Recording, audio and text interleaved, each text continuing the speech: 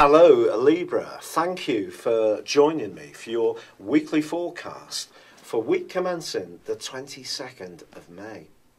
With the Sun newly arrived in your sector of exploration and adventure, joining up with the thrusting energies of Mars and a new moon on Wednesday, I really do feel that you can find yourself being much more open to change in your overall situation. You're needing a sense of stimulation and spontaneity to spark in your overall situation.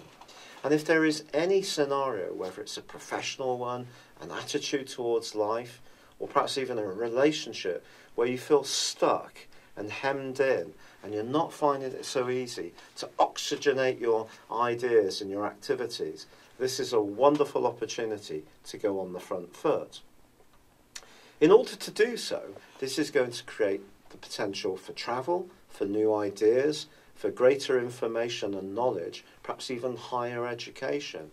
If you're doing any of these things in the next month, it promises to be a very enriching time. But there's a fascinating subplot because Venus, your ruler, continues in a wonderful location in the sign of Aries for you.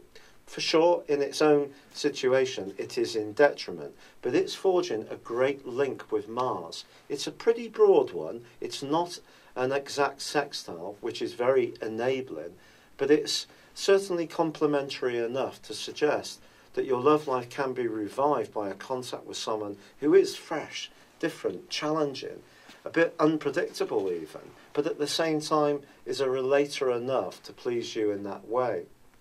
But the other subplot about this is the fact that Venus is in a difficult angle with Pluto.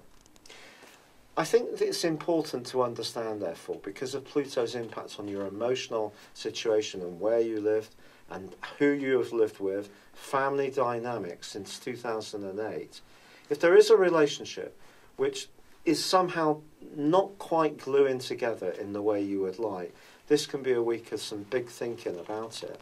Pluto and Mars themselves are not quite cooperating as well as they could.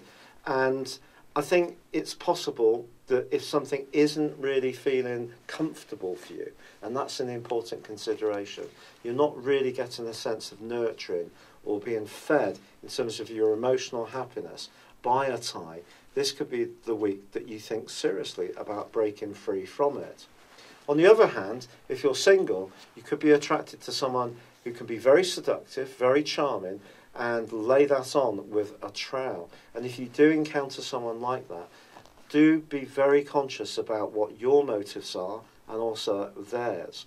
But I think there's a real sense of needing to escape from things this week. Do things for yourself, perhaps. Do things that are a bit more rugged. If you love any kind of sport activity or the great outdoors, that can be a great place to engage with.